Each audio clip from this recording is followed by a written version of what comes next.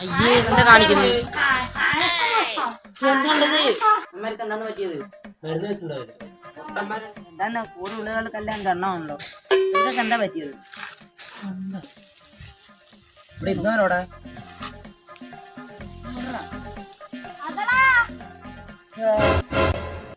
ഇതാണ് നിൽക്കുന്ന വിഷമം. വെട്ടും കുത്തൊക്കെ ഉണ്ടല്ലോ. വെറുതെ വളരടാ. എന്താണ് മഴയൊക്കെ പെയ്യുണ്ടല്ലോ.